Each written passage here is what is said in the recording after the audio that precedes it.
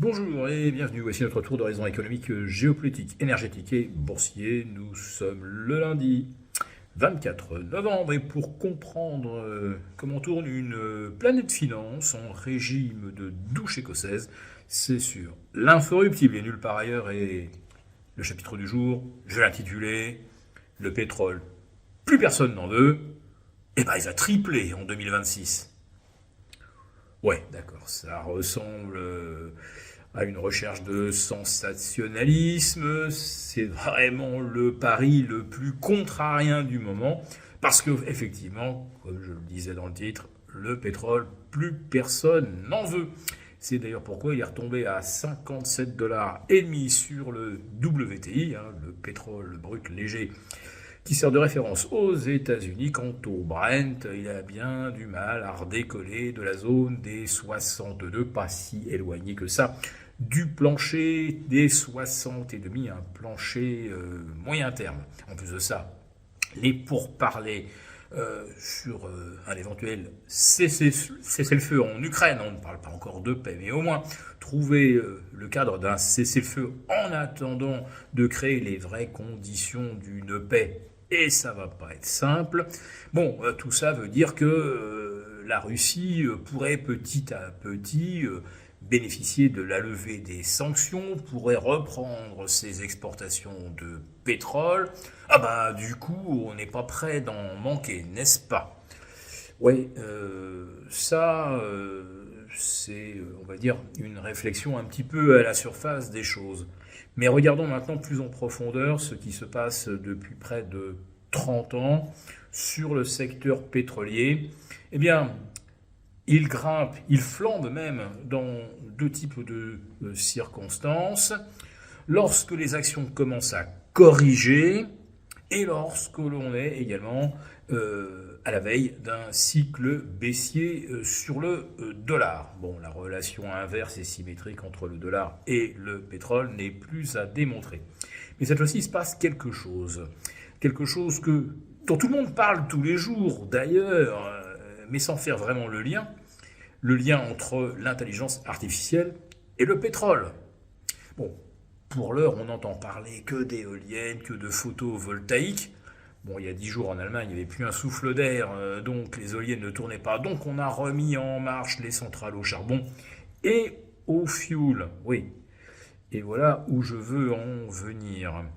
Les besoins de gigawatts aux États-Unis pour faire tourner les futurs data centers, il y en a une centaine en projet avec des besoins énergétiques qui se chiffrent en gigawatts.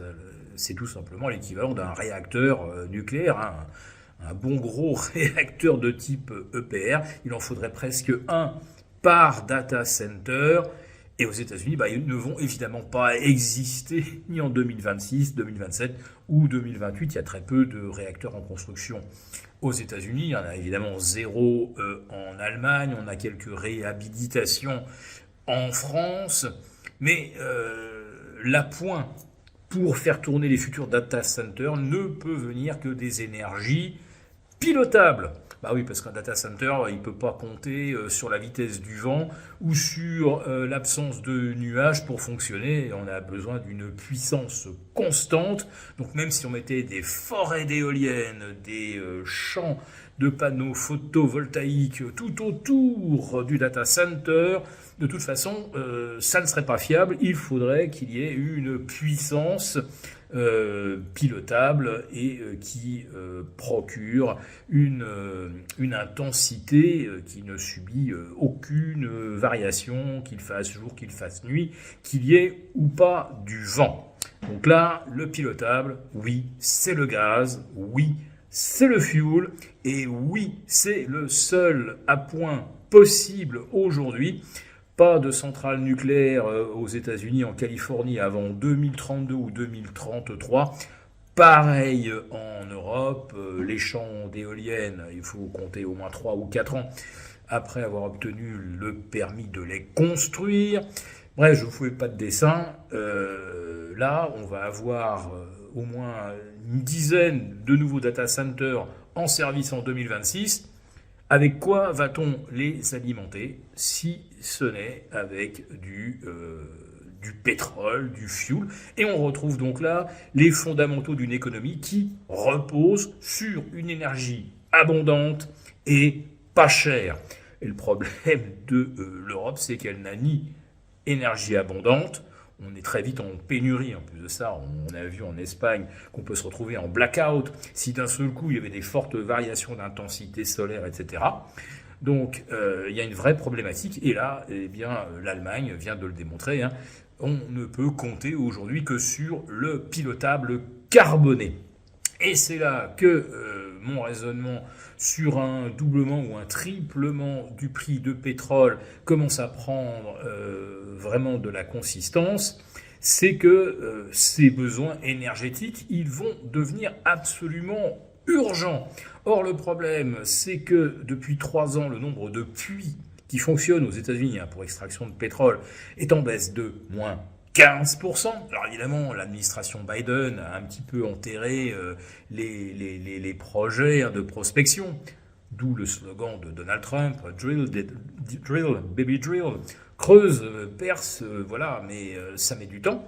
Donc on a en plus de ça une problématique de disponibilité de pétrole brut. Donc aujourd'hui, c'est pas du tout dans les cours, mais comme les stocks de pétrole américains sont actuellement presque au plus bas, à 10% en fait, des plus bas historiques depuis les années 80, eh bien on peut même plus puiser dans les stocks stratégiques des États-Unis. Ils ont déjà servi à Joe Biden entre septembre 2022 et juin 2023 à alimenter autant que possible l'industrie, les stations-service en carburant pas cher, tout ça pour combattre l'inflation et permettre à la Fed de baisser ses taux. Donc ça a fonctionné. Oui, mais maintenant, les stocks, ils sont quasiment vides. Donc on peut même pas aller se dire, ah ben, il y a quand même des réserves. Hein. On va pouvoir tenir 2-3 ans avec l'approvisionnement en fuel, le temps que les nouvelles éoliennes ou qu'un futur petit réacteur nucléaire se mette à tourner. Eh bien non. Non, les États-Unis sont actuellement dans une problématique de stock au plus bas. Donc, on est vraiment peut-être à l'aube de la tempête parfaite sur le prix du pétrole. Et je rajouterai cette règle qui s'est toujours vérifiée et qui est un ratio de, on va dire, 0,2950 entre le prix du baril, qui est actuellement donc à 57,5 pour le WTI, et la masse monétaire qui est à 22 000 milliards. Alors bien sûr, ça fait énormément de zéros quand on divise le prix du baril par la masse monétaire, mais on arrive à ce ratio que j'arrondis, pour faire simple, à 0,2950, et on ne l'a vu que 3 fois dans l'histoire. On l'a vu en août 2008, on l'avait vu également en 2016, on l'a revu en avril 2020, et là on vient de le retrouver, donc début octobre, puis à nouveau le 20 novembre, ce ratio de 0,2950 entre un baril à avec un baril à 57,50 et une masse monétaire de 22 000 milliards. Et à chaque fois que ce ratio plancher a été atteint, dans les 12 mois qu'on suivi, le baril a doublé. Non, il a triplé à chaque fois. Voilà, donc c'est pour ça que je vous dis qu'en 2026, les problématiques énergétiques risquent de redevenir la préoccupation première des investisseurs. Pour vous remercier de votre fidélité, vous pouvez télécharger gratuitement notre rapport spécial qui vous explique comment tirer parti du grand retour du nucléaire. Il vous suffit de cliquer sur le lien en description pour l'obtenir gratuitement. Merci et à bientôt. Merci beaucoup d'avoir regardé cette vidéo. N'hésitez pas à réagir dans les commentaires ou à liker et partager cette vidéo si le contenu vous a plu. Et pour ne rater aucune de nos prochaines émissions, vous pouvez vous abonner à notre chaîne et activer les notifications. Et pour plus de contenu, n'oubliez pas que le dernier rapport rédigé par nos experts est accessible en cliquant sur le lien de description. On se retrouve tout de suite dans les commentaires et je vous dis à très bientôt pour une prochaine vidéo.